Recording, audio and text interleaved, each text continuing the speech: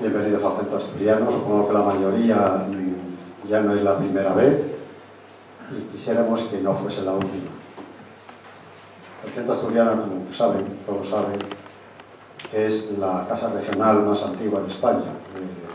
En octubre va a cumplir 137 años. Quiere decir que ya tiene un camino recorrido, pero es una casa abierta a todo el mundo, abierta a la cultura. Y aquí, desde luego, se imparte mucha cultura.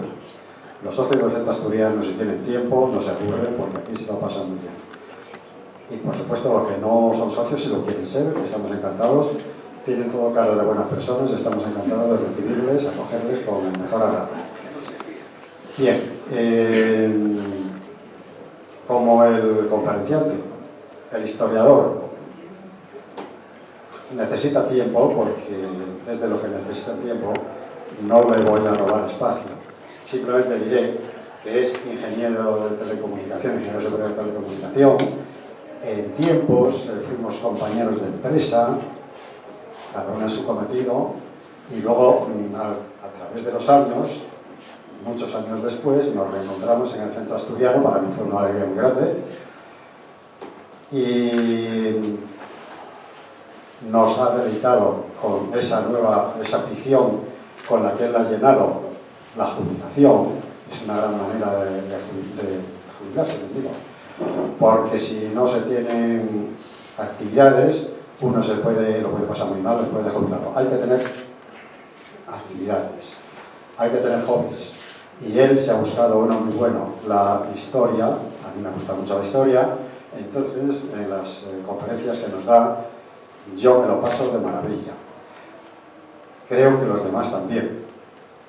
Y lo que ocurre es que hoy pues, no es el día más adecuado para venir aquí, porque es víspera de fiesta, con un puente largo, larguísimo. Mucha gente estará pues, en esas caravanas que se forman por las carreteras. Y bueno, pues así están sufriendo mientras nosotros aquí vamos a disfrutar. Y no quiero robarle más tiempo. Leonardo, perdona que no lea tu largo historial, porque la mayoría sé que lo conocen. Y por lo demás, eso. Quiero que tengas todo el tiempo para disfrutar, porque sí, ya sé que disfrutas educándonos a los demás. Muchas gracias. Muchas gracias por venir otra vez, y que no sea la última tampoco, ¿eh? No te preocupes. Gracias a todos.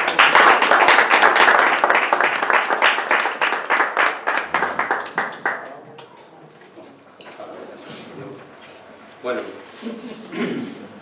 si no os importa, una vez presentado me voy a quitar la chaqueta, porque tenemos que entrar hoy en guerras, como siempre. Claro, con estos ropajes del siglo XXI no se puede entrar en combate. Y por tanto vamos a empezar, pues por empezar con un sitio agradable, vamos a empezar con la Inquisición.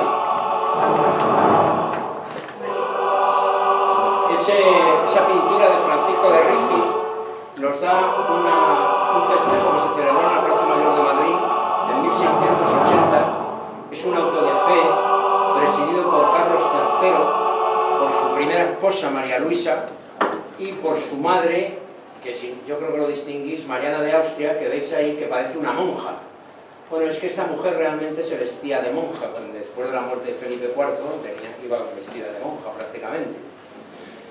Como veis, aquí están Bueno, la Inquisición, hay que decirlo porque mucha gente cree que la Inquisición la han inventado los españoles y los holandeses y tal. La Inquisición se fundó en el siglo XIII, la fundó el Vaticano. O sea, que no se nos olvide eso, porque parece que somos nosotros los malvados. Se fundó en el siglo XIII por el Vaticano y luego posteriormente se fue recorriendo toda Europa hasta que los reyes católicos lo implantaron aquí. Aquí, como veis, están dos futuros ajusticiados. Pues aquí hay uno. Por aquí anda otro. Estos ajusticiados llevaban lo que se llamaba el San Benito y arriba lo que se llamaba la coroza. En realidad era una manera de vestirlos de una forma humillante. Había dos tipos de juicios o de juzgados, que eran los que se llamaban los penitenciados, que eran aquellos que estaban castigados por diversas penas y que tenían la posibilidad de abjurar de sus errores y se convertían pues se pasaban a reconciliados y se salvaban. Y luego estaban ya lo que llamaban los relajados, que no deja de tener gracia la palabra, que son los condenados a muerte por garrote vil o en la hoguera si eran reincidentes. Claro, si son reincidentes, pues hay que apretarle más las orejas. Bueno, una curiosidad que al leer el cuadro este de Francisco Rizzi, que yo no lo sabía, es que nunca se ajusticiaba a los que iban a ser ajusticiados en público. Una vez que eran condenados, se les sacaba a las afueras de Madrid y entonces allí o bien se les aplicaba garrote o se les ahorcaba o se les quemaba. Entonces, pues me llamó la atención. Y además, encima, es que la mayoría de los juicios eran privados. O sea, este juicio, este auto de fe en la Plaza Mayor de Madrid fue un hecho excepcional. Por eso Francisco Rizzi pintó el cuadro. Es una cosa excepcional, es decir, ¿no? Da la sensación de que la Plaza Mayor era un festejo constante de la Inquisición. Pues no es verdad. La mayoría de este tipo de autos de fe se celebraban en las afueras de las ciudades, no solamente aquí, sino en Europa. Pero esta fue una excepción. Todos estos caballeros que están aquí sentados, para que os deis una cuenta del número que debía de haber en Madrid, son lo que se llamaban los familiares de la Inquisición, es decir, agentes de la Inquisición. Lo de la palabra familiar pues debe ser para bajar un poquito el tono, ¿no? Pero así los llamaban. Bueno, pues con ese cuadro, que está en bastantes sitios, que lo veréis, en libros, en tal, pues me llamó tanto la atención el tema de la Inquisición que lo puse así para abrir boca. Y como siempre vamos a empezar con una música para entrar en la época de Carlos III, que es el momento de los fuegos artificiales de Händel. Y yo ya me voy a poner por aquí, que es donde me gusta.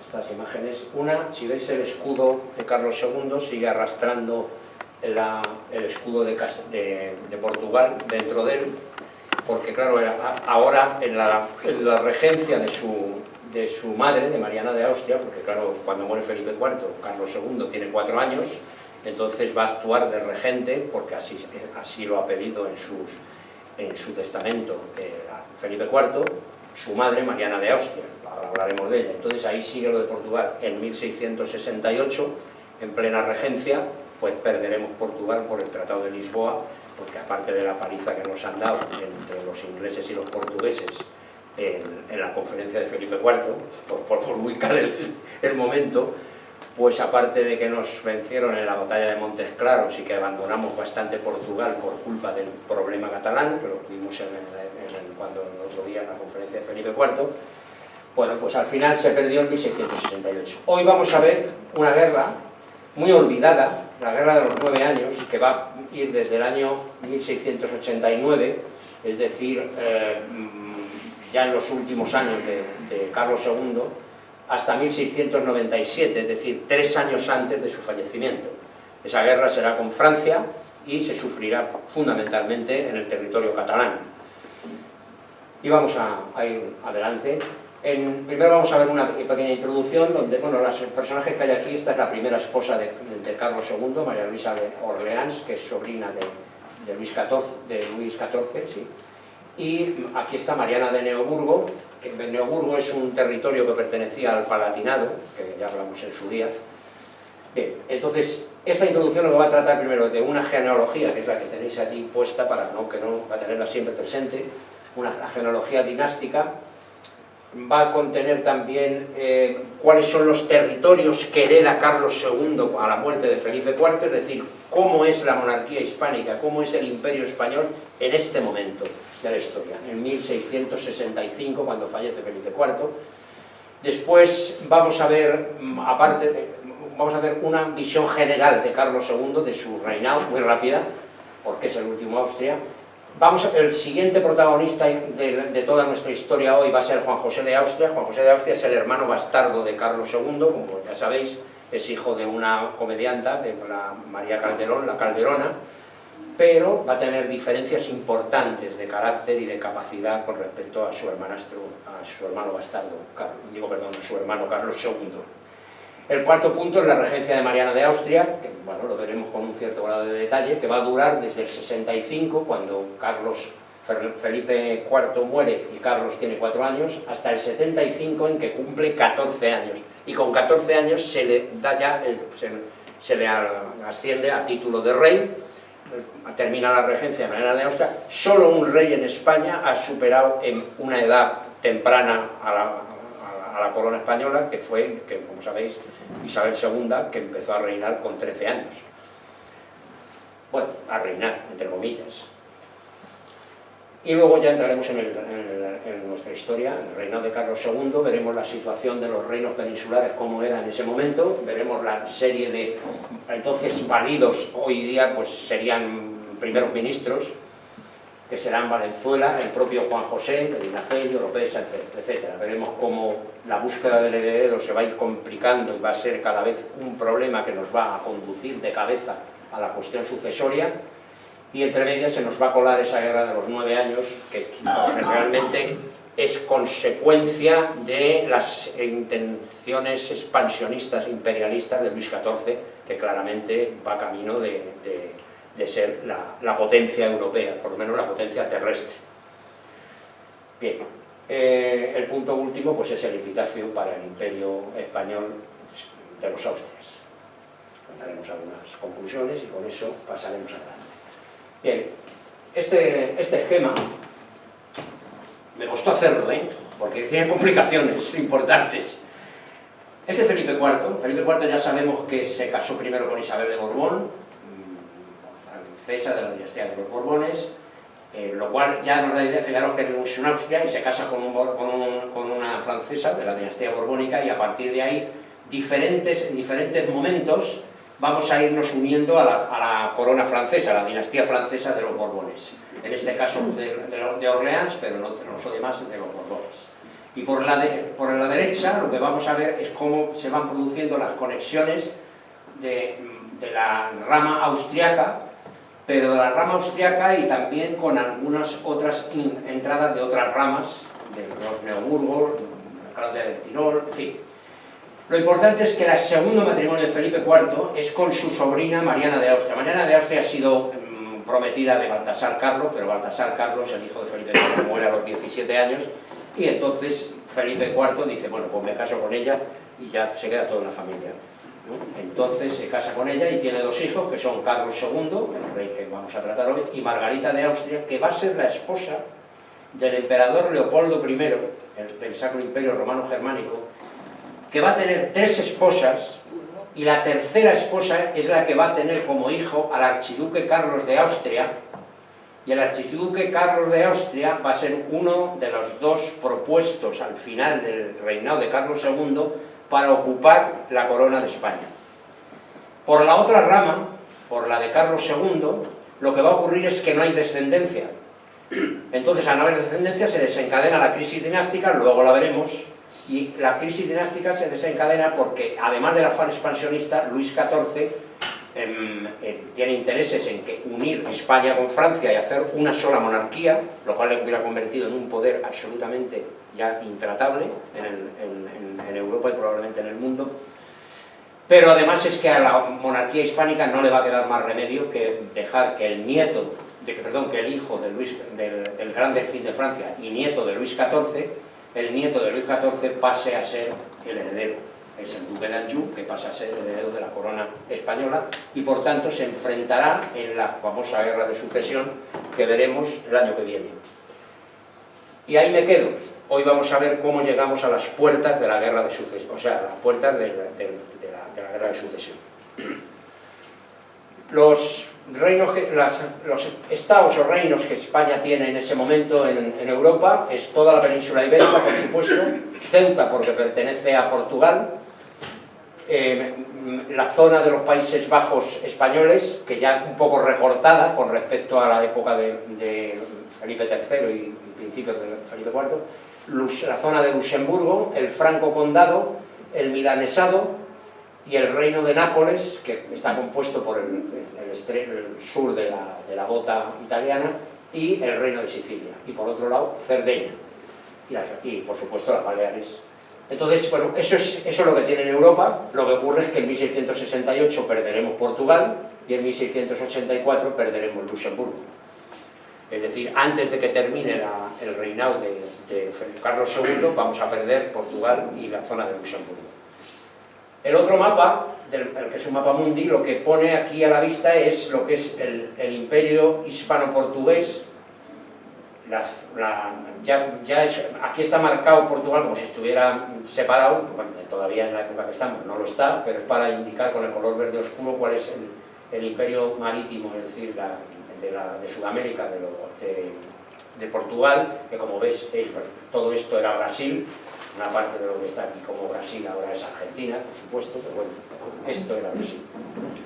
Y toda la zona amarilla, este amarillo verdoso, o verde amarillento, no lo sé cómo es, pues es el Imperio Español, Nuevo México, Nueva España, perdón, lo que se llamaba Nueva España, Centroamérica, y el reino en la zona de Perú.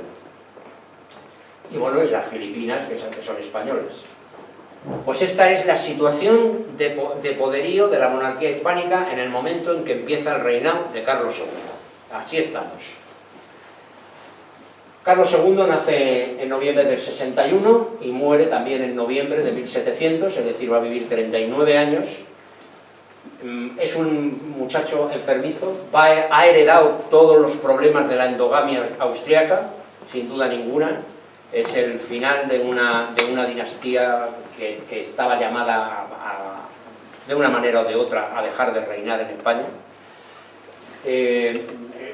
Evidentemente, a la vista de este rey que tiene que estar hasta los 4 años siendo amamantado por 14 nodrizas, que no es capaz de leer y escribir hasta los 9 años, que no es capaz de montar a caballo hasta los 9 años también, que cuando en aquella época un rey montaba a caballo casi en pañales.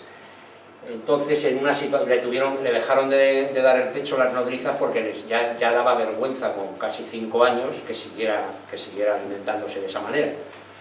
Bueno, es un rey con ciertos atrasos, como todos sabemos. Su capacidad sexual no está asegurada y eso es precisamente lo que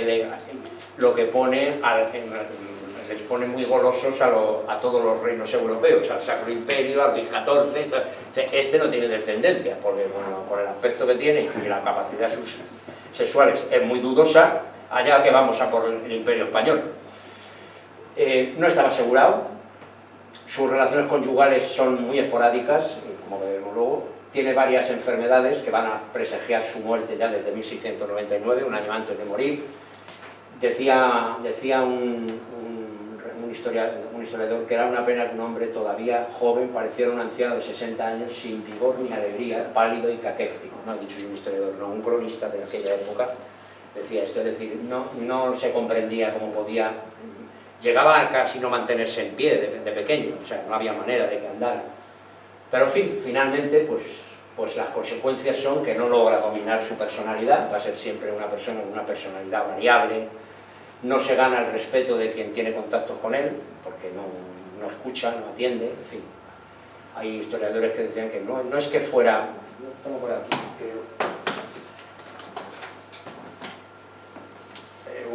decía Antonio Domingo Ortiz, que es un historiador de los años 50 de aquí de España, que es un maestro de historiadores, decía, más que falta de inteligencia, aún no teniendo demasiada, lo que se echaba de menos en Carlos era la falta de atención y concentración, volubilidad y resolución, timidez y tal vez, aunque parezcan cualidades opuestas, obstinación y desconfianza. No fue un anormal ni un cretino, sino un mediocre de salud enfermiza y de voluntad débil, que se aplicaba al estudio de los negocios públicos por obligación, no por inclinación, y que siempre recibió la ayuda de otras personas, aun desconfiando de ellas. Es decir, como podéis imaginar, ante sus limitaciones, Carlos seguramente se daba cuenta y entonces pues no se fiaba de nadie, claro, evidentemente. Bueno, el no tener heredero va a provocar muchos peligros, como ya veremos, y sin embargo, al final de su reinado, pues sí tomó decisiones y además tenía una independencia considerable, hasta el punto de que hubo que luchar bastante para que pusiera como heredero al duque de Anjou, porque lo de los austriacos era un camino que muchos dirigentes españoles ya no querían recorrer, porque los austriacos habían hecho un desastre considerable. Entonces, bueno, ya veremos cómo nos lleva todo eso. Luego se va a producir, y lo vamos a ver, el famoso asunto del hechizamiento. Como es incapaz de procrear, o parece que es incapaz, pues le van a aplicar exorcismos, lo cual va a agravar sus enfermedades. Es una barbaridad, y vamos a ir camino del problema sucesorio. El reinado, curiosamente, desde el punto de vista económico, pues hay una cierta, al final del reinado, en los últimos años, hay una cierta recuperación en la agricultura en Levante y en Cataluña, porque ha empezado a procesarse el textil de lana y a hacerse ropa. Entonces ha empezado el mundo de no hablemos de industria, porque eran casi artesanos, ¿no?, de la industria, entre comillas, catalana, pues empieza precisamente en esta época. Entonces parece que hay una cierta recuperación económica. Todo hay que decirlo, en esta época la generalidad de la gente era de una pobreza absoluta. La esperanza de vida, acordaros que cuando vimos Carlos IV, en la época de Carlos IV, la esperanza de vida eran 25 años. Aquí no hay ni noticias de lo que debía de ser. Era una auténtica, una miseria total. Además lo que pasaba es que faltaban dirigentes que más que por falta de capacidad, es que no había un periodo de paz suficientemente largo para los que tenían recursos e inteligencia suficiente para arreglar un poco la cuestión económica de la monarquía hispánica, hicieran algo, porque enseguida se tenían que enfrentar, como lo mismo que nos pasó con Felipe IV, que cuando había un intento de recuperación económica, o un ministro como el conde duque de Olivares, que parecía un hombre que tenía capacidad para haber dirigido esto durante decenios, pues es que no querían guerras, pero acababan enzarzados en ellas, porque o Inglaterra o Holanda o tal nos arrastraba a ellas. Acordaros todo el cisco que fue en la conferencia de Felipe IV. Pues aquí va a pasar un poco por lo mismo. Las etapas del reinado van a ser la regencia, evidentemente, un periodo que se suele denominar por los historiadores periodo reformista, del 76 al 98. No tengo muy claro por qué, pues probablemente por la gobernanza de algunos personajes de esa época que desencadenaron alguna cierta esperanza, pero bueno, pues una serie de conflictos que veremos pues iban cayendo uno detrás de otro. Y finalmente la agonía dinástica, esos 2 años del 98 al 1700 son terribles para Carlos y para toda la monarquía. Bueno, vamos a ver al otro personaje, Juan José, el otro protagonista un poco. Juan José de Austria es hijo bastardo de Felipe IV, ya lo hemos comentado antes, y es justamente lo contrario de Carlos II. Es un chico que le mandan a Ocaña, primero a Toledo y luego a Ocaña, con unos tutores que son gente muy culta, gente que preparan muy bien a Juan José en todos los aspectos. En el aspecto de cultura, Juan José de Austria fue siempre un apasionado de la cultura.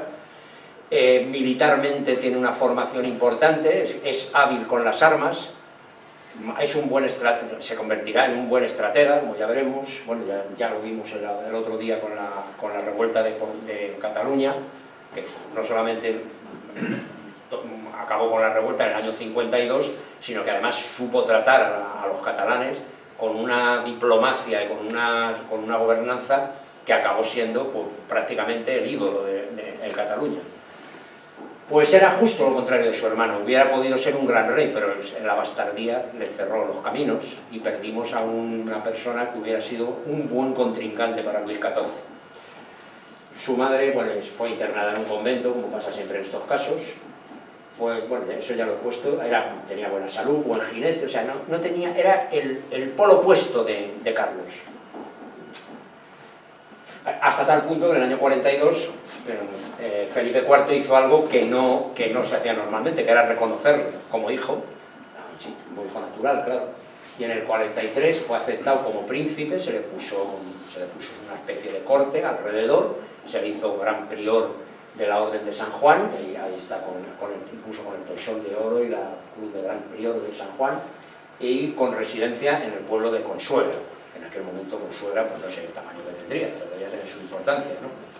Hay que pensar que en esta época Castilla no era, un sitio despoblado, como ahora lo vemos, ¿no? Se fue despoblando posteriormente, bueno, hacia el final del reinado empieza ya la despoblación. En el 47 mandó una flota hacia Nápoles, una de sus primeras intervenciones, para reprimir un alzamiento que empezó con la marinería. Fue nombrado virrey de Sicilia, lo hizo bien, gobernó bien, y bueno, había puesto fin a la rebelión de Cataluña, que la vimos el otro día. Sin embargo, fracasó en Portugal. Pero bueno, no es que fracasara, es que los ingleses intervinieron junto con los portugueses. Inglaterra dominó Portugal durante 10 años, estaban presentes allí desde el 40 hasta el 50 más o menos, y claro, cuando ya intentamos recuperar en el año 60 y todo, recuperar Portugal, fue imposible, absolutamente imposible. Fue una de las cosas, de los disgustos mayores que tuvo Felipe IV, y finalmente pues hubo que este hombre, Juan José, allí fracasó, pero yo creo, por lo que yo he leído, que este hombre es que no se podía hacer nada con un ejército como el que plantificó Inglaterra en Portugal. Desde entonces, desde esta época, Inglaterra es cuando empieza la enorme influencia de Inglaterra sobre Portugal, y no lo ha dejado. La Mariana de Austria, la regencia. Bueno, el testamento de Felipe IV decía que había que mantener la integridad de la monarquía a costa de todo, y para conseguirlo una de las cosas era respetar los fueros de los reinos, las regiones y provincias.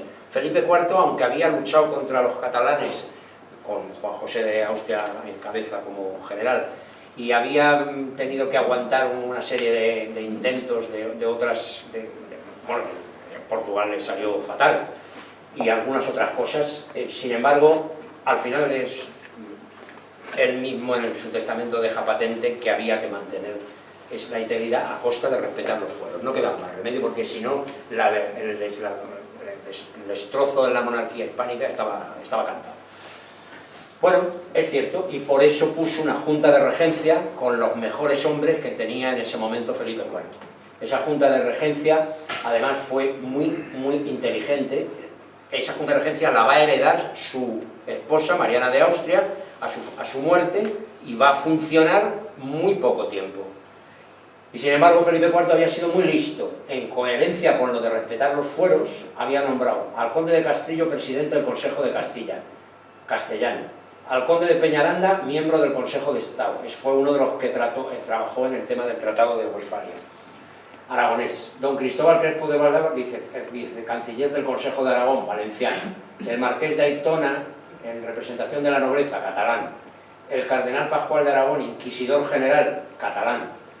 Juan Everardo Nitar, que fue el confesor de la reina, que se lo trajo desde el Tirol, la reina, como su confesor, y también lo tuvo que poner en la Junta, claro. Pasó a ser inquisidor general, luego hablaremos de él.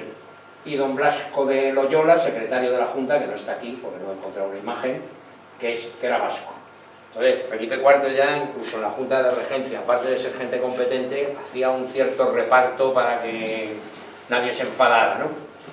Pero no le sirvió de mucho.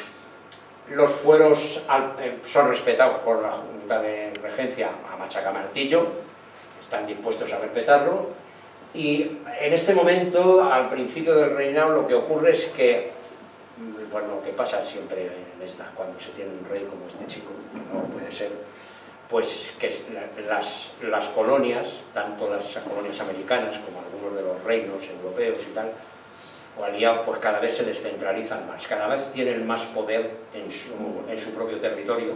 Hay una descentralización tremenda. O sea, el aspecto este de descentralización de los Austrias es en este momento cuando es más claro. Bien,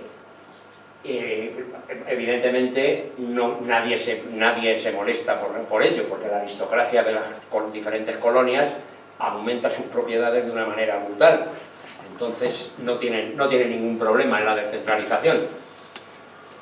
Pero la regente y su consejero Nitar, el tirolés pues van a meter la pata, porque la regente es que tiene unas características personales fatales, y empiezan a relegar a la Junta.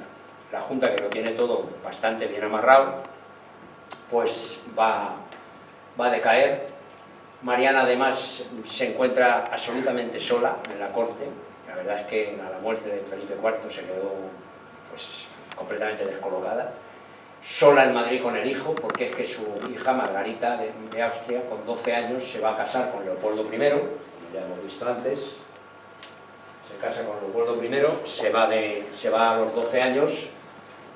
Margarita es la protagonista del cuadro de las Meninas, la que está en el centro del cuadro. Bien. Y además Mariana pues es una persona bastante inestable, muy ignorante, tiene además depresiones, lo cual pues claro, no es nada bueno para una regente. Es incapaz de gobernar una monarquía tan compleja, imposible. O sea, con una persona así no tiene características, con lo cual este es el motivo por lo que los diferentes virreyes y los diferentes gobernantes de los reinos o de los territorios y tal consiguen la máxima descentralización. Es que claro, son los amos del territorio, no les llegan precisamente ninguna noticia que les importune desde la corte española. Hasta el punto de que en el 65 las Cortes de Castilla dejan ya de funcionar directamente a la muerte de Felipe IV. Los consejeros que van a sucederse, el primero va a ser el jesuita Everardo Nizar, como hemos dicho, después Fernando de Valenzuela, que ya se le considerará un válido, o sea, un primer ministro, y en el año 76, bastante más adelante, se disolverá la Junta de Regencia definitivamente, con lo cual la nobleza, que es los consejos o las juntas y tal, era donde dejaba su marca, donde dejaba claramente su poder y gobernaba, pues lo pierde, lo va perdiendo, a costa de ir cayendo las cosas en manos de, digamos, pequeños dictadores. Pero bueno, al fin y al cabo son válidos, como el conde duque de Olivares. Eso lo dejamos ahí, porque van a volver a aparecer. Bueno, la oposición, lo que está claro es que la oposición a la regente y al sacerdote militar en la oposición está clara que es Juan José de Austria. Juan José de Austria se da cuenta de que esto no va a funcionar, y además el amigo militar fracasa como gobernante. Con la descentralización famosa empiezan las derrotas en los Países Bajos frente a Francia. Siempre tener en la cabeza que Luis XIV está haciendo política imperialista, claramente. Es decir, que en el momento que puede va a comerse territorios. Entonces empezamos a perder algunos conflictos en las provincias españolas, de los Países Bajos. En el año 68 no le queda más remedio a la regente que firmar el Tratado de Lisboa, por el que perdemos Portugal, porque es que realmente España es que no puede pisar ya el territorio portugués, no hay ni fuerza ni posibilidades de recuperarlo, porque allí está asentada Inglaterra y aquello se ha acabado. Y aparte, como hemos estado 10 años sin aparecer por allí, antes del enfrentamiento de Juan José de Austria, pues claro, es que esto está muerto, o sea, no tenemos ni presencia allí. O sea, es que no nos han echado, nos han ganado en un par de batallas en las fronteras, y alrededor de Évora y de Montes Claros, y se acabó. Eso sí, con una ayuda inglesa, lo repito, impresionante.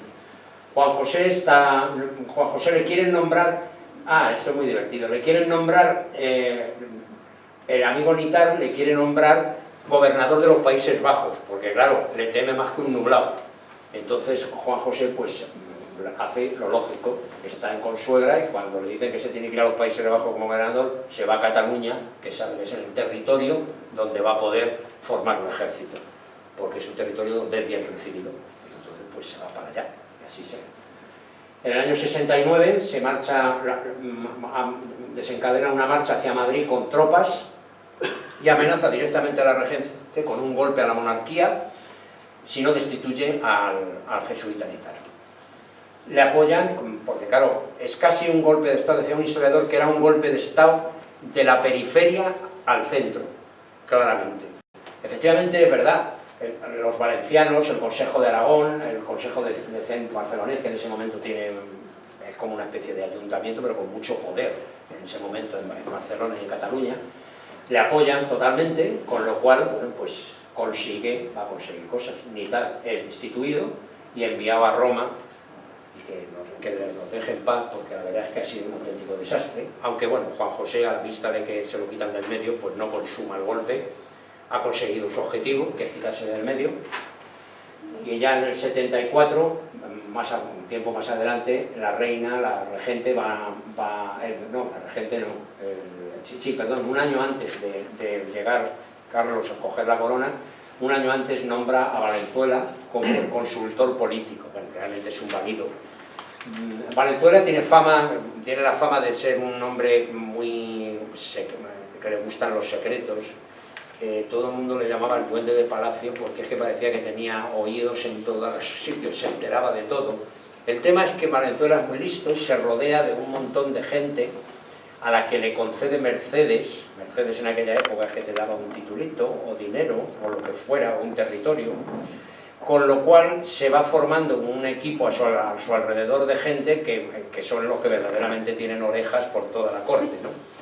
Es un tío muy listo, además, como ha sido un principio de reinado bastante soso, bastante aburrido y tal, pues empieza a fomentar nuevamente aquello que hizo Felipe IV, que son las fiestas para entretener al personal, con lo cual se gasta una cantidad de dinero impresionante y alguna parte de la nobleza y tal, y la gente pues empieza a ponerle en el punto de mira. Sobre todo porque la nobleza, eso de que un advenedizo ascienda al gobierno total de la monarquía hispánica, no se lo perdonan, claro, y van a ir a por él. Pero es un hombre muy inteligente, Valenzuela. Las actuaciones de Valenzuela se da cuenta de la situación económica y lo que hace en Madrid, que es donde hay una pobreza tremenda, porque bueno, no llegan alimentos ni nada, pues mejora el abastecimiento de los productos de primera necesidad en las ciudades más importantes y va a impulsar una serie de obras públicas, algunas de las cuales hoy las conocemos y las reconocemos, como es la construcción de puentes sobre el río Manzanares. Es que no había puentes, o sea, esto era como el puente de Toledo. Reconstruye la Plaza Mayor, que se ha prendido fuego en el año 72, va a unir el Palacio Real, lo que empieza a ser el Palacio Real, lo va a unir con el antiguo Alcázar, que es esta parte del edificio. Esto es un montaje digital que hay en internet, que lo podéis ver, donde se ve la evolución del Palacio Real desde la época de los árabes, cuando era un alcázar árabe, y este es el momento en que está gobernando Valenzuela. En la parte del alcázar es esta parte delantera de aquí, que si os fijáis tiene aspecto de la Edad Media, ¿no? Bien, en el 75, por fin, Carlos tiene 14 años y es proclamado rey de España. Esta imagen es más o menos de esa época. Y comienza el reinado de Carlos II. La situación de los reinos peninsulares, pues un desastre. Un desastre porque, como siempre en estas situaciones, en estas épocas, se producen pérdidas de cosechas, se producen hambrunas. La epidemia de peste que anda también rondando por Europa también se pasa aquí. La agricultura está anticuada porque bueno, no se deja nunca nada en barbecho, sino que se sigue machacando la tierra y cultivando, en lugar de dejar una parte en barbecho para que se recupere y tal, con lo cual es un desastre. Además la juventud pues o se va, tiene dos opciones, o meterse en los ejércitos de la monarquía para vivir o irse a América, y eso es lo que ocurre, con lo cual empieza a producirse una despoblación en Castilla tremenda que nos lleva hasta hoy, la despoblación. Carlos II conoce la situación cuando llega a la corona, pero su voluntad es como es, y entonces son los que le rodean, son los que gobiernan realmente, los que manejan todo.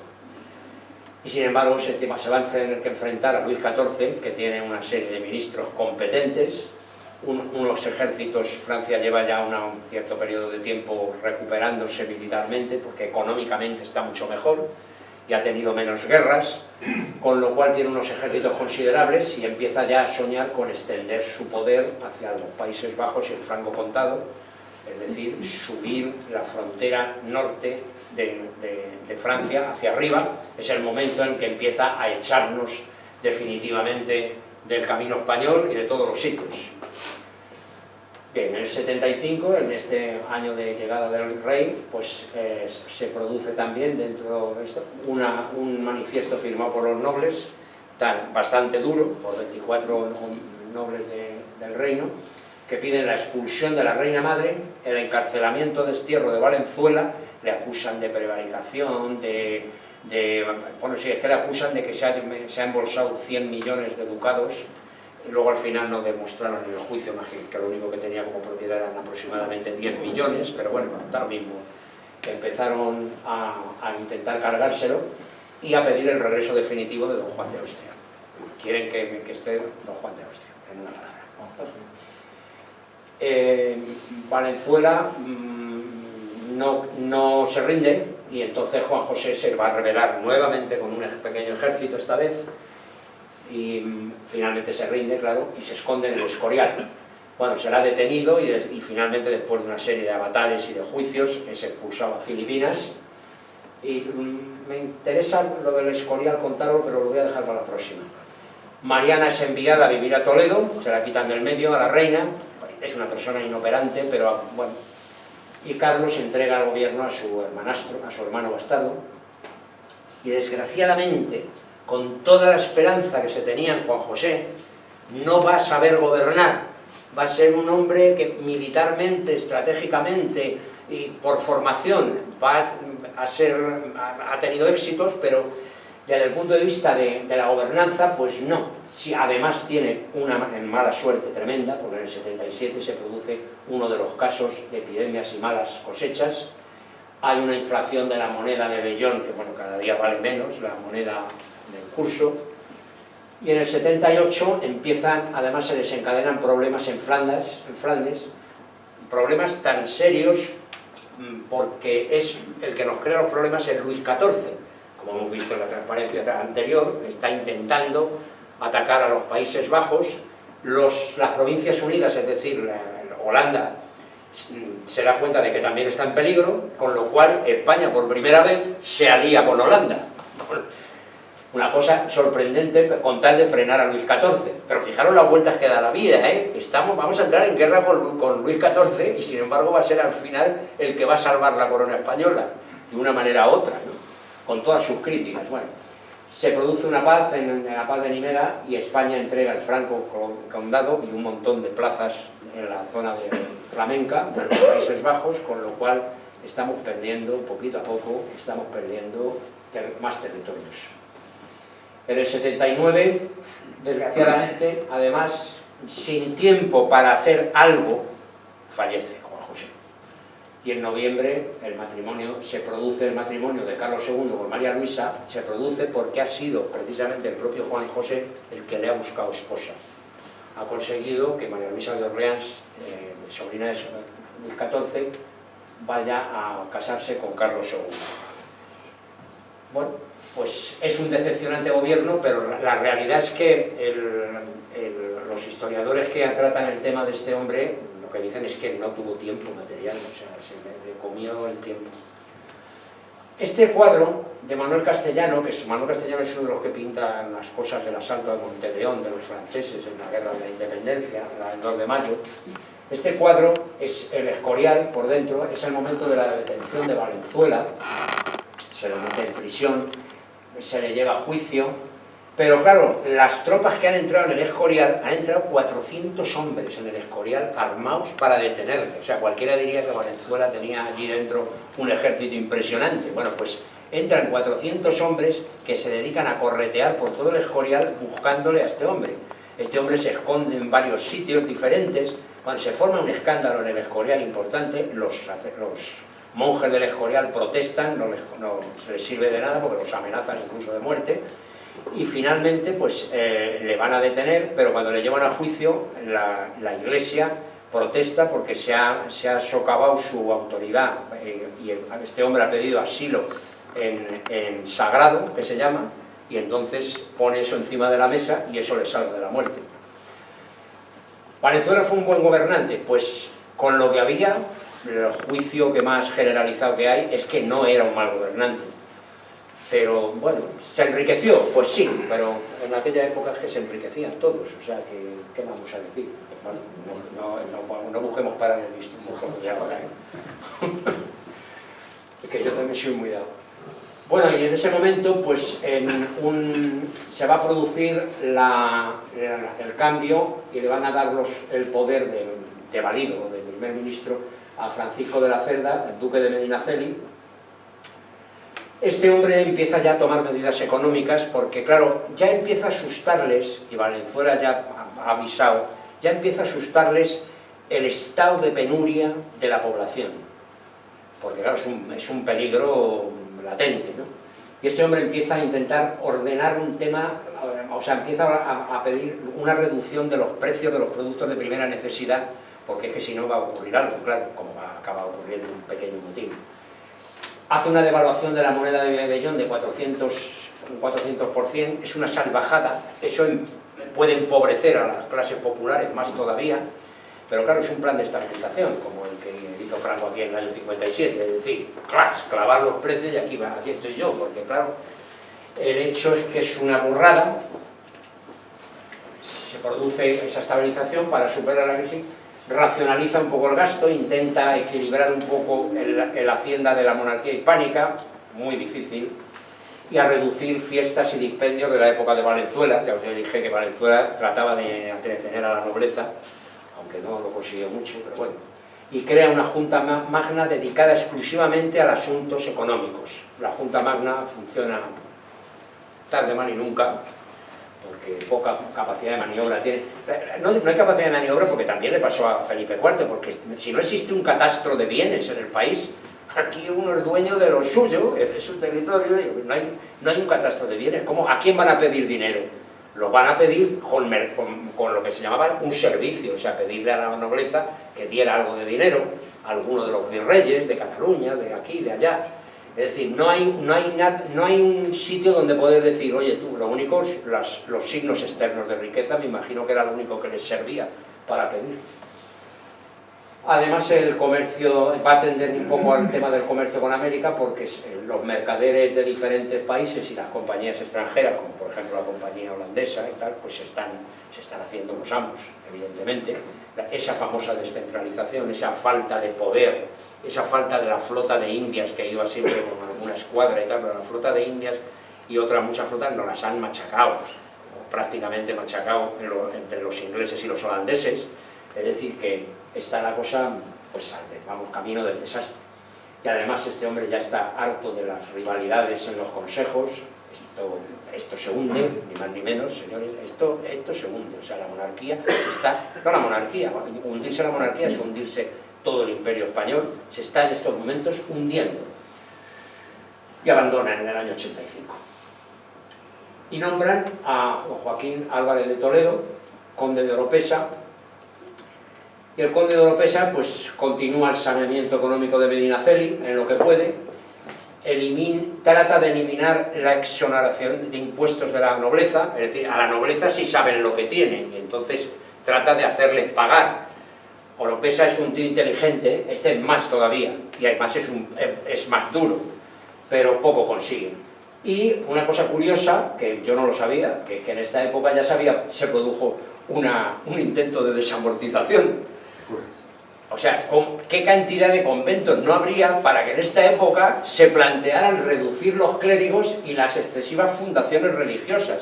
Es que aquí llegaba un grupo de franceses o de napolitanos o de alemanes y tal, y fundaba una comunidad religiosa y otro convento más. Y claro, esto era...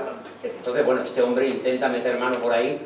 ¿Y cuál es la consecuencia? Pues claro, la Iglesia ni le puede ver. La nobleza va por él, claramente, y toda la burocracia de la corte exactamente igual, o sea, no quieren saber nada de que se empiecen a cobrar impuestos ni nada parecido. Lleva mal camino Oropesa, claro, evidentemente. Encima la reina María Luisa muere, el rey entra en una pequeña depresión, pero es imposible, tienen que buscar un heredero como sea, porque la monarquía se hunde, repito. Entonces, bueno, en el año 91... los enemigos de Oropesa se apoyan en la nueva reina y dicen, bueno, pues vamos a ver si conseguimos algo de aquí, y consiguen que sea cesado. Había gente que tarareaba este ripio: rey inocente, reina traidora, pueblo cobarde, grande sin honra. Bueno, ya os da idea de lo que pasaba por la cabeza, ¿no?, de muchas personas que cantaban este ripio, ¿no? Bueno, pues vamos ahora, que ya estábamos con las esposas, vamos a un pequeño aparte de la busca de heredero. Don Juan José va a conseguir, como os he dicho antes, que se case con María Luisa. La boda se celebra en el pueblo de Burgos, en Quitanapayá. No he conseguido saber por qué se casó en ese pueblo, era una pequeña ermita que había. Allí se casó y según los cronistas, se consumó el matrimonio el 19 de noviembre. No sé si es que estaban presentes todos así, pero vamos.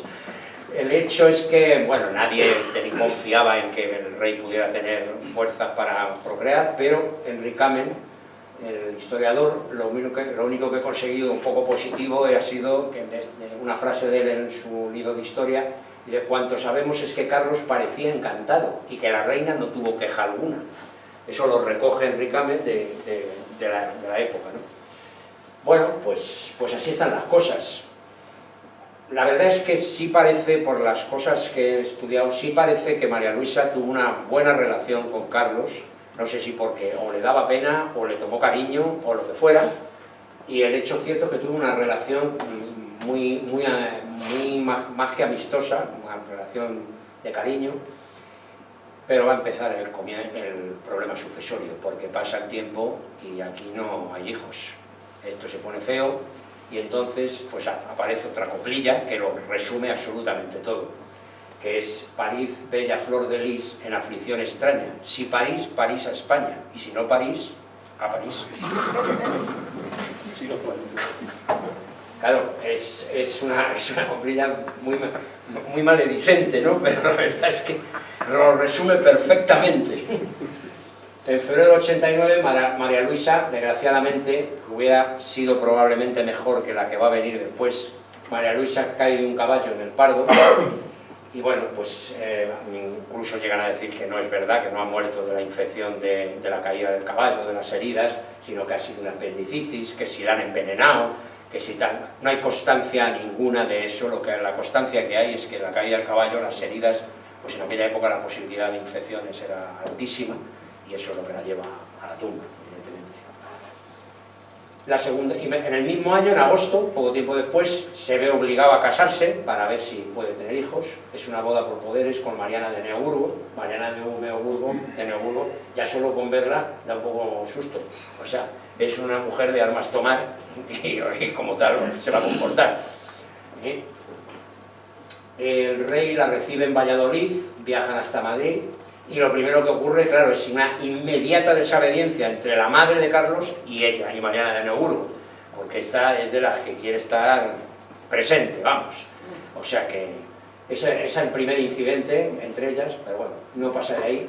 El hecho cierto es que en el año 99, es decir, un año antes de morir, Carlos II va a tener pues su pequeño año de gloria y de felicidad en el Escorial. Incluso pues parece que hay una relación magnífica, e incluso que puede haber descendencia. Bueno, incluso se llega a mentir en un momento determinado y decir que es que va a tener un hijo y tal. No es verdad, pero al final se descubre que no es cierto. Y en la primavera de 1700, porque Carlos va a morir en noviembre de 1700, pues van a ser los últimos días felices, porque van a caer luego enfermo y no tiene descendencia. Queda abierto el problema sucesorio, y eso es lo que va a marcar la vida final de Carlos II. Y estamos en el año, nos vamos un pelín para atrás, nos salimos del 700 y nos vamos a poner en un año paralelos a todo lo último que hemos visto. Del 86 al 88 se está produciendo en Europa un hecho diplomático y con problemas sucesorios entre Francia y el Sacro Imperio Romano. Y el asunto es que se está elevando la tensión en Europa otra vez, como cuando la guerra de los 30 años. Estos dos caballeros tienen afanes, Luis XIV afán expansionista y Leopoldo I afán de que el Sacro Imperio Romano Germánico no desaparezca, porque si desaparece van a desaparecer el poder sobre 300 y pico territorios del Sacro Imperio Romano, que son ducados, condados, no sé qué, no sé cuántos. Aquello es un pastiz, ¿no? Francia ya toma la iniciativa, invade Colonia, la ciudad de Colonia y el Palatinado, y declara la guerra a las Provincias Unidas. Sin el Luis XIV no se para en nada, tiene un poco el estilo napoleónico, aunque sea de otra dinastía. Y Holanda, Inglaterra, Saboya y España se unen a Leopoldo I para frenar el imperialismo de Francia. Comienza la guerra de los 9 años, ahí tenéis a Luis XIV, que no parece que esté en una postura muy humilde, y aquí Guillermo III de Inglaterra. En España la guerra se va a desarrollar en Cataluña para frenar, lógicamente, la expansión de Luis XIV sobre el territorio catalán para entrar en España. Bueno, pues vamos al asunto. Francia concentra un ejército en el Rosellón francés, aquí, de 10.000 hombres, y el virrey de Cataluña, Villahermosa, pide tropas a Madrid para defenderla. Las fortificaciones están hechas una pena en la zona de Cataluña, y muy poca artillería. Pide 12.000 infantes y 4.000 jinetes urgentemente, no se los conceden, y Villahermosa va a tener que defender la entrada del ejército francés con 5.000 y pico hombres, y un tercio que envía la propia Generalitat, envía un tercio un tercio es el tipo de tropa que hablábamos, los tercios de Flandes, pues, construyen un tercio que son unos entre 1.000 y 3.000 hombres, dependiendo. En mayo del 89, el ejército francés, al mando del duque de Noailles, asedia y bombardea Camprodon, que está Campodrón. Es que hay unos que escriben Camprodón y otros que ponen Campodrón, y no consigo saber dónde es correcta la R. Yo creo que es Campodrón, la R es aquí detrás, pero bueno, aquí al final no la puse bien. Bueno, pues entra de aquí y toma Campodrón. El gobernador de la plaza capitula y, bueno, y lo ejecutan. O sea, el gobierno de Madrid lo ejecuta. Luego se demuestra que era inocente y que no había, o sea, había tenido que rendirse por no remedio. Y aquí es donde se va a jugar toda esa guerra, entre Urgel, Campodrón, Castelldefels, Gerona, Ángel, Hostalric, Barcelona, Palamós, Rosas. Ahí se va a jugar toda la guerra de los 9 años. Villahermosa sitúa fuerzas en la defensa de Gerona. Todo el miedo de la monarquía hispánica es que el objetivo de los franceses, aparte de ocupar Cataluña, es inmediatamente tomar puntos costeros, Barcelona, Palamós y Rosas, para recibir la escuadra antes de que lleguen otros. El ejército español recupera Camprodón, bueno, ya no sé cómo se dice. El 27 de agosto desertan 300 soldados. Bueno, esto es típico de estas épocas. Yo aquí lo he destacado por el daño que hacían, ¿no? Pero es típico, o sea, se pasan al enemigo. Muchos de ellos son soldados de fortuna y, bueno, pues se pasan de uno a otro. En el año 90 los franceses se despliegan otra vez sobre Camprodón y apresan parte de los soldados del tercio.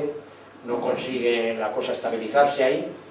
Entonces Carlos II quita a Villahermosa y nombra al duque de Medina Sidonia, que es un hombre en principio más competente. Fijaros cómo han cambiado los uniformes del otro día, ¿eh? Está puesto a posta con respecto a la época de Felipe IV y Felipe III.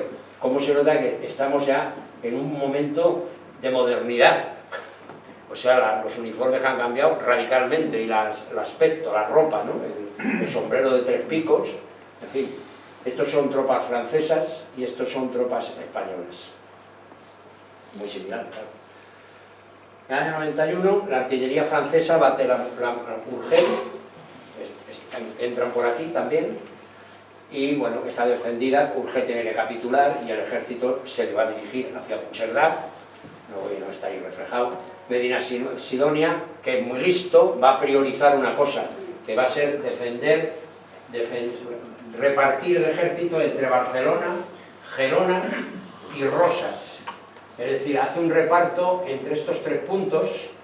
Gerona, para tratar de interrumpir al ejército francés, y Rosas y Barcelona para intentar evitar llegadas por mar, ¿vale? Medina Sidonia en ese momento es una persona que sabe lo que hace.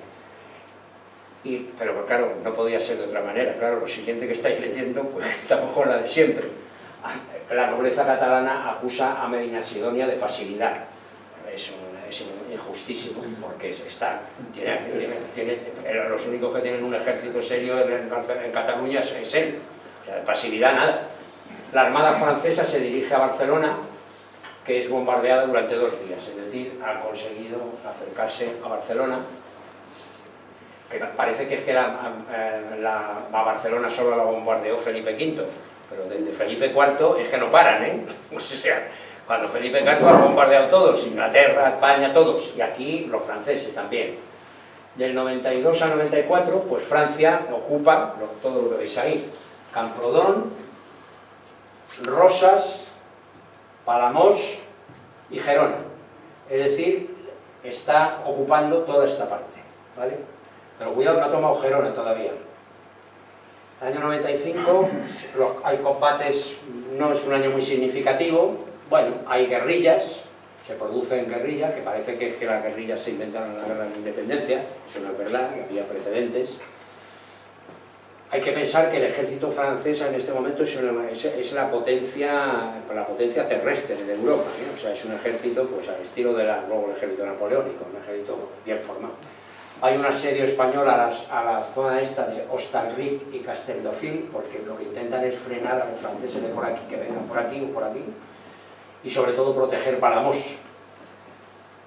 Pero el 27 de mayo llega a Cataluña una flota aliada del almirante Russell, que lo que va a hacer va a ser intentar frenar a los franceses en el mar. Y Luis XIV se da cuenta de que por mar las cosas no pueden que vayan mal, y entonces nombra al duque de Vendôme, el de la plaza Vendôme de París, le nombra para que intente tomar Hostalric. Hay aquí Castelldefels es un sitio muy curioso porque es un roquedal, y encima del roquedal está el pueblo. Entonces, para tomarlo, la muralla natural que tiene, que es un roquedal inmenso, es dificilísimo. Fijaros que no hemos hablado casi apenas de Hostalric, porque es que nadie se atreve con el asunto. El hecho cierto es que Vendôme se tiene que retirar hacia Gerona. Finalmente la escuadra inglesa y el ejército español sitian Palamós y los franceses se tienen también que retirar. Es decir, que han echado a los franceses de la costa, y Carlos nombra al virrey Fernando de Velasco. No tengo muy claro los motivos del cambio, pero el hecho cierto es que probablemente es que se queman todos los que acaban en estos cargos, pero bueno. Vendôme entra de nuevo, y ahora va a volver. Vendôme se ha ido a Francia, él personalmente, no los ejércitos, y vuelve a entrar otra vez con un ejército más potente, y se enfrenta a las tropas españolas ya en Hostalric y Angles, aquí.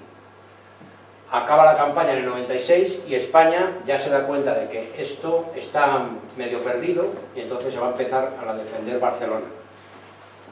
Bueno, el futuro, además en el 97 la cosa está muy fea. El duque de Saboya ha firmado la paz con Francia, y Luis XIV puede concentrar todavía más fuerzas en el Rosellón.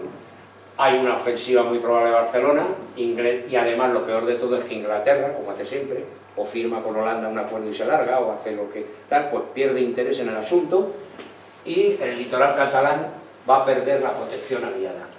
Holanda y Inglaterra son partidarias de una solución negociada, con lo cual la corona española lo tiene muy mal. Y efectivamente la expedición francesa frente a Barcelona es muy numerosa, 18.000 hombres, 6.000 jinetes, 56 cañones, navíos, llegan incluso por mar, porque claro, los ingleses se han retirado, nos han hecho la pirula, como se suele decir. Y el 11 de junio España acumula aquí en Barcelona 15.000 hombres, 4.000 jinetes. Los diputados catalanes salen por las afueras, por los pueblos, para buscar más gente para la defensa.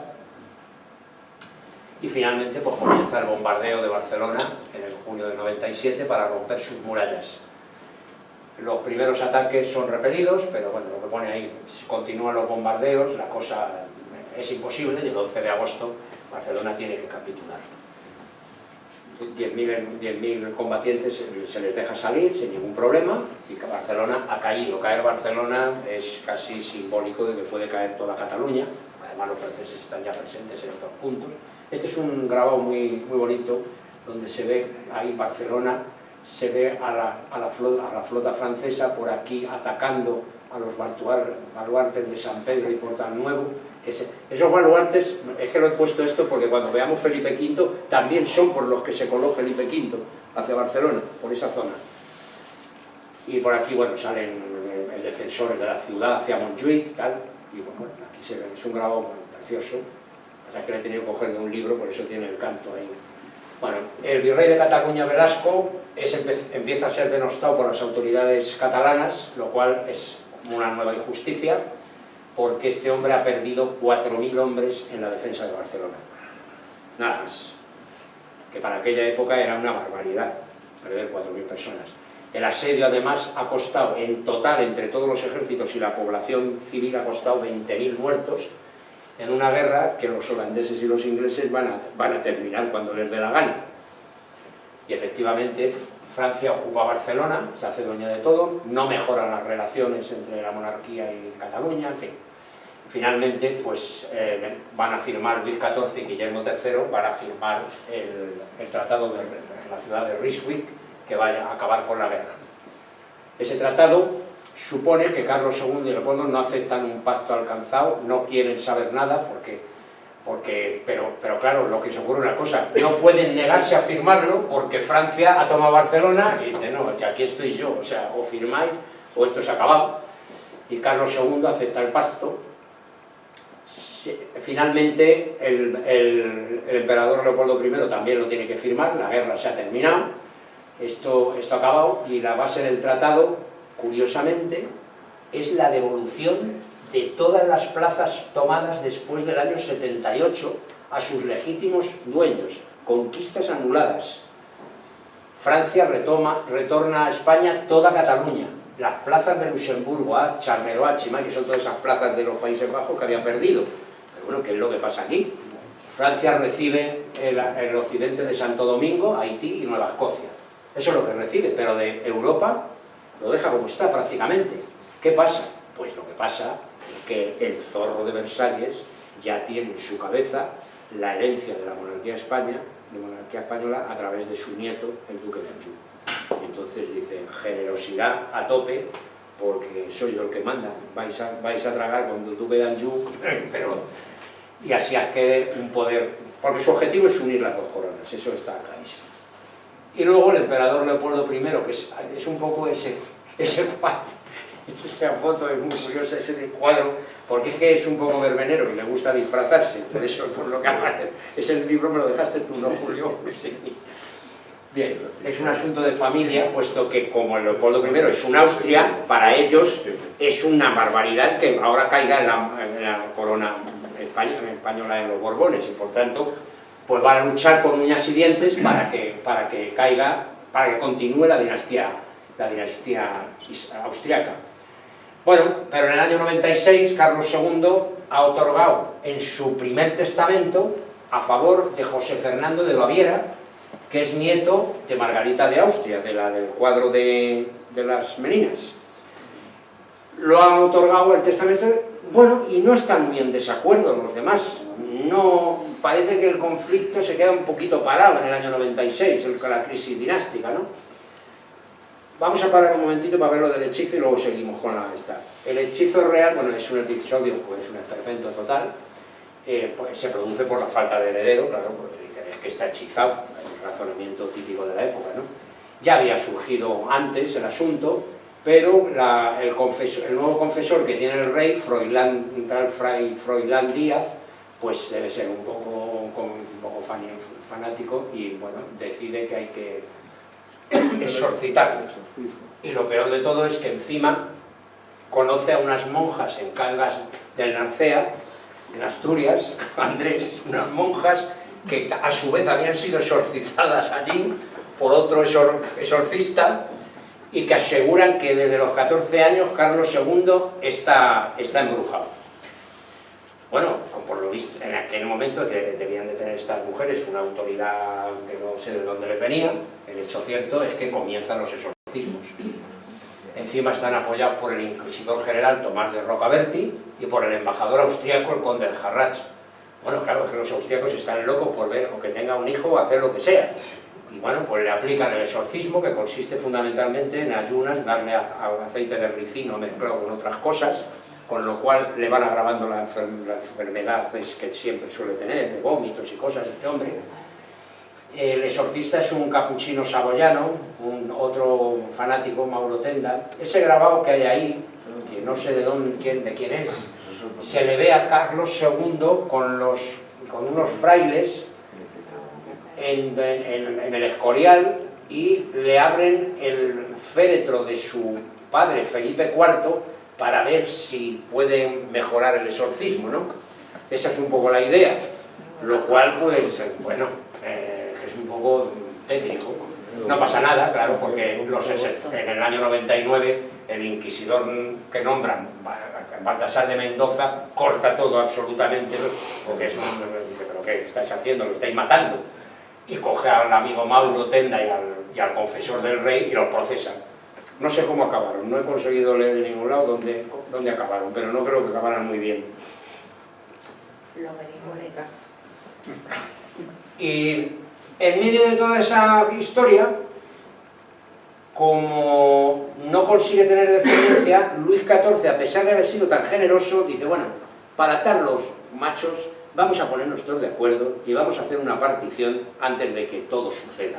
Y firman en el año 98, en pleno follón, a espaldas de España, una partición, que es reconocer a José Fernando de Baviera, es decir, lo reconocemos, a ese que luego va a morir joven, como heredero a la corona española, recibiendo, o sea, lo que el testamento ese primero de la, recibiendo España colonias ultramarinas, Países Bajos y Cerdeña. No está mal, José Fernando de Baviera, pues se va a quedar con casi todo como heredero de Carlos II. El archiduque Carlos de Austria le van a dar el ducado de Milán, para que se entretenga, y el delfín de Francia va a recibir Sicilia, Nápoles, la Toscana y Guipúzcoa. Bueno, Luis XIV pues también lo apoya, porque nadie está en contra de lo de José Fernando de Baviera, pero claro, en Madrid y en el Imperio cae como una bomba. Dice, pero bueno, ¿esto qué es? Leopoldo I dice, no, yo no acepto el tratado porque yo quiero todo el Imperio Español, es de los Austria. Y yo soy un Austria en este momento el más poderoso de Europa y no me vais a quitar ni una plaza de un pueblo. Pero mira lo que pasa, que fallece Fernando de Baviera con 7 años. Tiene un proceso de epilepsia continua con vómitos, etcétera, que llega incluso a hablarse de envenenamiento. Bueno, en esta época se puede uno creer cualquier cosa, pero tampoco está documentado el envenenamiento como tal. España en ese momento que muere Fernando de Baviera se convierte en lo, pues os lo podéis imaginar, igual que Madrid en la Segunda Guerra Mundial, un centro de espionaje de todo Cristo. El partido francés, austriaco, hay espías holandeses, de Saboya, de todos los sitios. A favor de Luis XIV está, el darle el poder a una dinastía borbónica está lo que siempre soñó Felipe IV, y Carlos II también sueña, que es garantizar la integridad de los dominios españoles. Con Luis XIV no hay día. En su contra están las agresiones militares de Luis XIV, y los manejos de repartición que se tienen montados cada uno por 3, porque es que ya había habido una partición previa mucho antes, que no he hablado de ella porque pasó un poco sin pena ni gloria, ¿no? Pero ya habían hecho una antes de la que yo he puesto como primera.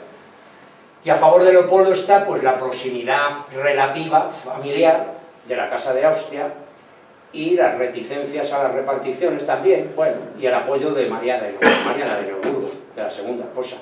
En su contra es que el Sacro Imperio Romano no tiene fuerza suficiente para garantizar la integridad territorial, y además lo de la posibilidad familiar relativa es por esto. Es que Felipe V, o sea, el duque de Anjou, es nieto de Luis XIV, pero es que es bisnieto de Felipe IV. Cuidado. Una hija de Felipe IV se casa con Luis XIV, tienen un hijo que es el gran delfín, y ese hijo, este es hijo, este es nieto y este es bisnieto. Es bisnieto directo de esto, es decir, que si tenéis alguna bronca algún día con alguno por la guerra de sucesión, empezar diciéndole que esto es bisnieto directo, aunque no, que además llevan casándose con los Borbones desde hace ya tiempo, todos, con los Orleans y con los Borbones, el azul son todos franceses. Mientras que el señorito que viene por aquí, el archiduque Carlos de Austria, el otro pretendiente, ¿quién es? Pues un hijo de la tercera esposa de Leopoldo, que es Leonor de Neoburgo, que no la conocen más que en su casa, y que su ascendencia pues, es bastante más lejana. Y además es que tiene ascendencias austriacas y de otros sitios, del Neoburgo, del Tirol y tal. Entonces vamos a ver, vamos a ser serios. O sea, ya de entrada, en el tema de Felipe V, que quede muy clarito que esto es lo más directo que hay cuando aquí no hay descendencia. Eso que se nos clave, porque eso es una discusión que tuve ya en una ocasión con alguien y es que no tenía sentido. Pero lo más importante, sobre todo en aquella época, esto es ahora porque no podemos permitirnos el lujo de comparar estas cosas, pero en aquella época lo más importante era la integridad territorial. El ejército de Luis XIV y la fuerza que tenía económica en ese momento es lo que garantizaba la integridad. Y por tanto, pues encima los austriacos se creen que están en jauja, se creen los amos del calabozo, como se suele decir, y campan por Madrid, como Pedro por su casa, con una prepotencia que empieza a molestar. Entonces, bueno, pues se debilita un poco su poderío. Sin embargo, los franceses, que son muy zorros, van sumando partidarios dentro de la corte española hacia el duque de Anjou. La cuestión, pero en 1698 el del Barajuste ha hecho volver al conde de Oropesa, no me voy a parar mucho más. En el 99 los embajadores franceses acaban con Oropesa en un motín de subsistencia, que no me voy a meter en él, pero acaban con él con un motín aquí en Madrid, que es una cosa de lo más chusca, que no, si queréis en internet ponéis motín de los gatos y ya veréis que si la cosa tiene gracia. Y en 1700 el embajador de La Haya descubre un nuevo tratado de partición que frena la solución francesa, porque en paralelo Luis XIV está haciendo otro tratado de partición por si acaso. Y en el 1700 la salud del rey es un desastre, Francia presiona a Carlos, pero Carlos II lo que ocurre es que cuando empieza a tomar decisiones y dice, no, pero es que yo estoy de mi cuñado, porque es cuñado de él, estoy de mi cuñado hasta las narices, no me da la gana la opción francesa, se niega rotundamente. Pero el nuevo gobernante que ha sucedido a los anteriores es el cardenal Portocarrero, un hombre muy inteligente, que además asume el poder casi al estilo del conde duque de Olivares, no se anda con muchas chiquitas, y aconseja al rey la solución testamentaria, es decir, teste nuevamente, porque lo de José Fernando nada porque ha muerto, en favor del duque de Anjou. Y se ha terminado. Con un testamento tenemos todo en nuestra mano. Pero no terminan las cosas, porque el nuevo tratado de partición pues se lo promueven entre los franceses y los ingleses, y lo ratifican en marzo de 1700, y Carlos va a morir en noviembre, y todavía andan con particiones. Bueno, ya la partición de esto ya es para morirse de risa, ¿no? Los Países Bajos, el archiduque Carlos ahora le dan los Países Bajos, las Indias, la península, tal, y el delfín de Francia, pues unas cuantas cosas más, incluida Guipúzcoa, es decir, hacen aquí un cambio de frontera, en fin, una risa. Leopoldo lo rechaza, claro, el emperador, evidentemente, los territorios son todos míos y de la Casa de Austria y no hay tu tía. Y la extrema gravedad del rey pues hace que aunque se resiste a firmar, por mucho que se resiste, en octubre el Consejo de Estado aprueba definitivamente el testamento en favor del duque de Anjou, y el cardenal entra con algunos otros consejeros en la habitación del rey y finalmente nadie sabe si le obligaron a firmar o le convencieron. No está claro. El hecho es que firmó el testamento a favor del duque de Anjou. Y los dos bandos ya han empezado a tomar medidas militares, inmediatamente. En el momento que se empieza a conocer Leopoldo envía regimientos a Cataluña, y el virrey que hay en Cataluña en ese momento es un austracista, Jesse d'Armas.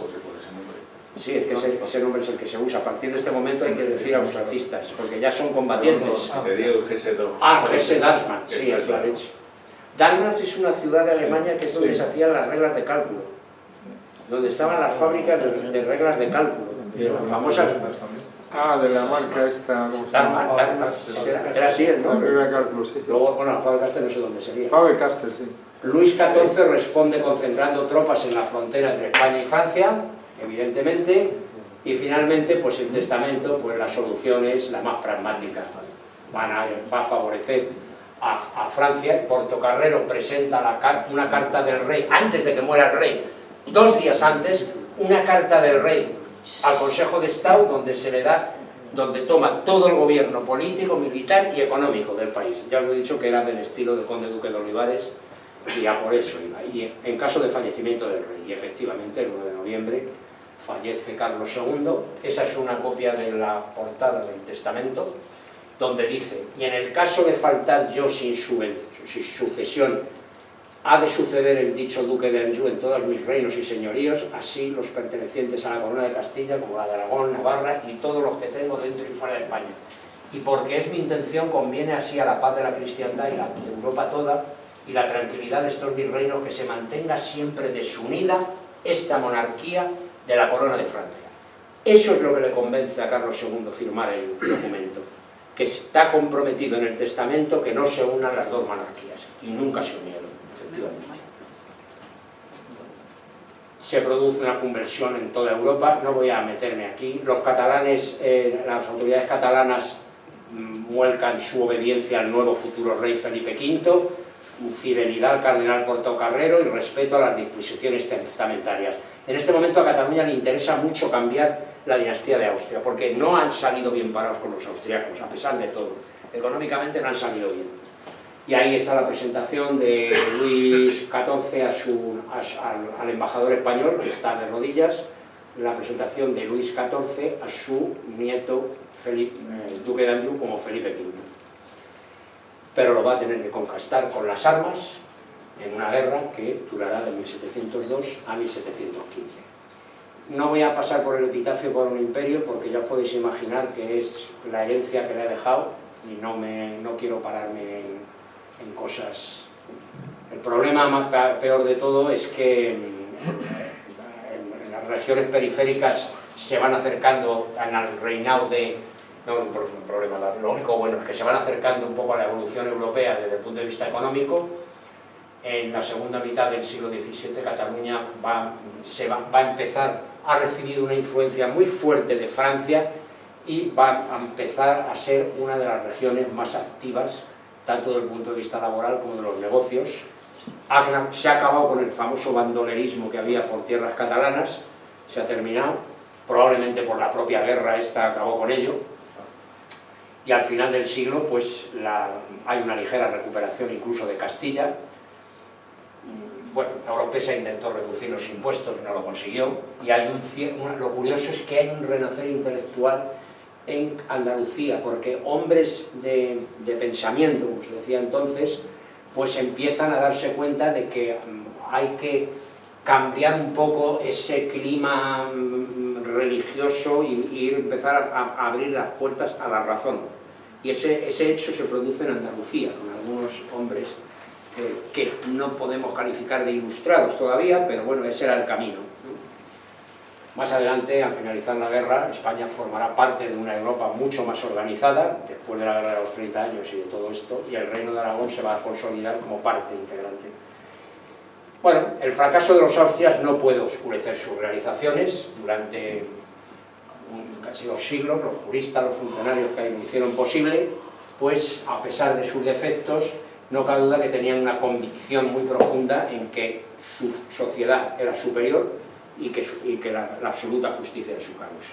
Era la herencia un poco de Felipe II, estar convencidos de que éramos bueno, lo típico de los nacionalismos exagerados, la superioridad de su sociedad y la absoluta justicia de su causa. Claro, bueno, las conclusiones ya las hemos visto, o sea, se ha producido un agotamiento total de la hacienda hispánica.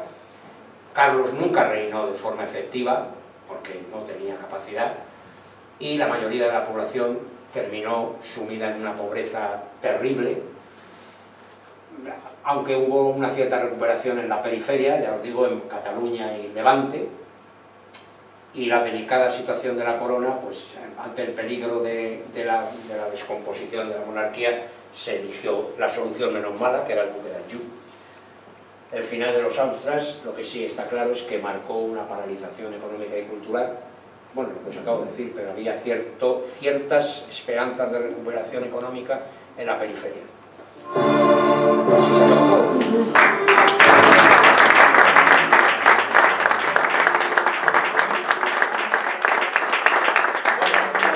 La próxima que veremos será Felipe V y la Guerra de Sucesión. Es decir, recorreremos solamente 15 años, del 700 al final de la guerra, porque ahí sí que va a haber guerra. No, si venga Dios idea, los siglos llevamos. Queda todo guerras. Sí. ¿Alguna cosita? ¿Alguna cosa que os haya gustado o que no os haya gustado? Hombre, no me gusta tanto catalán, tantos catalanes, Pero, tirando la guerra... cuidado, tenga en cuenta una cosa. En aquel momento, y siempre a lo largo de toda la historia, la presencia de Cataluña en la monarquía hispánica y luego en España y tal, es súper importante. No nos engañemos, es que estamos muy mal informados. O sea, yo no soy proclive en absoluto a esta verbena que han montado estas caraduras que están por Bruselas, en absoluto. Pero nunca dejemos de saber que Cataluña forma parte, no solamente parte integrante de España, que hay muchos periodistas que dicen, porque Cataluña es parte integrante de España. No, si no hace falta demostrarlo. Es que Cataluña ha creado España. Cuidado. Castilla ha sido el poder gobernante en todo el territorio. Pero Cataluña ha colaborado a la creación de España probablemente como una de las que más. Precisamente porque en ella se creó la industria española, en ella, en Vascongadas y en Asturias. Mucho cuidado, porque Cataluña es importantísima, por eso no pueden ser independientes, porque son ellos los que han creado España. Es que eso es una cosa que a mí me duele expresamente, porque se hacen unos comentarios como, es que forma parte. No, ¿cómo que forma parte? No, es que la han creado. Lo único que no hicieron, porque era la época esa que tenían bandolerismo y que era un cachondeo hasta que los comerciantes se rebelaron, lo único que no colaboraron fue en lo de América, en la conquista de América y en la expansión del idioma español y tal, y todas esas cosas. No han colaborado en ellos porque ya tenían bastante con lo que tenían por el Mediterráneo, porque Cataluña y Aragón estaban presentes no en las Baleares, estaban presentes en Nápoles, en Sicilia, en Córcega. Aragón era prácticamente otra nación, si es que en aquel momento se podía hablar de nación. O sea que es muy, muy importante no desviar en este follón que tenemos actualmente, no desviar la atención a intentar convencer, no, es que ustedes, es que Cataluña es España. Pero ¿cómo que es España? No, es algo más que España. Forma parte de la creación de este Estado-nación. Eso hay que tenerlo así de claro. Y por eso es por lo que hay que sentarse a negociar con ellos. Porque es una negociación que lleva 3 siglos produciéndose. Parece que empieza en el 78, en la transición. No. Con los catalanes ha habido que negociar siempre el Estado-nación que se llama España. Siempre ha habido que negociar. Desde la época del bandolerismo de Felipe III, sobre todo. ¿Que han dado la lata? Por supuesto. Bueno, pero no se nos olvide que la aristocracia andaluza, en la época de Felipe IV, intentó hacerse rey el de Medinasidonia, con el apoyo de la familia Ayamonte, de los marqueses de Ayamonte, intentaron darle un golpe a Felipe IV y hacerse ellos reyes de España. Que eso nunca nos lo cuentan. A mí es que me hace mucha gracia, hasta el punto de que el Gregorio Marañón, cuando escribe el libro del Conde Duque de Olivares, en uno de los capítulos dice que fue la nobleza española, en la época aquella de Felipe IV, fue la que intentó destruir España y convertirla en varios reinos.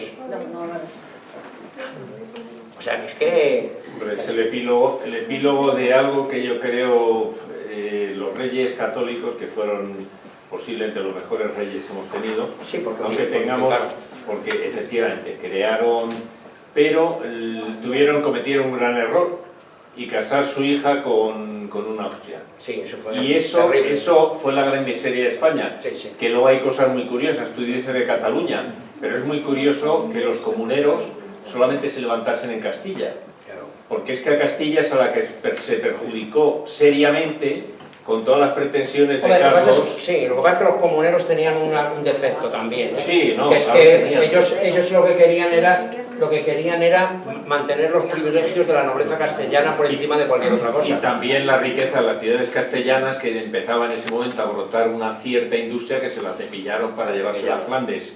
Cuando quitaron todos los impuestos todo el tema del merino, y se fueron a Flandes, y por otro lado, Cataluña en aquel entonces sacó un rédito. Por eso el levantamiento se circunscribió solamente a Castilla. Es que hay muchas lecturas por ahí. No, si además incluso los catalanes en algunos momentos, o en 1640, o antes, en 1616, en 1640, en 1702 y tal, tenían sus razones. Ya, pero no, pero ¿sabéis por qué estos tipos de ahora no hablan nunca de la rebelión de 1640?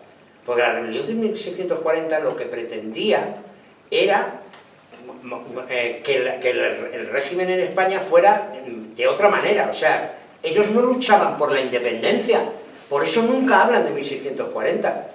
Ahí no había independencia, pero es que en 1700 tampoco había intentos de independencia. En 1700 se luchaba por una solución monárquica diferente a la de Felipe V, por la solución austríaca.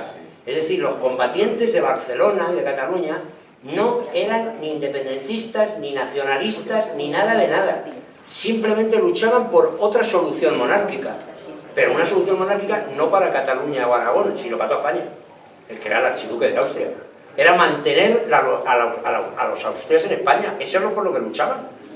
O sea, nadie se planteó eso. Entonces, ya veremos en su día cuando veamos Felipe V, pero fijaros bien que el gran mártir del 1700, el Rafael de Casanova, pues este caballero luchó, era una persona honesta, una persona honorable, luchó en las murallas de Barcelona contra Felipe V, cayó herido.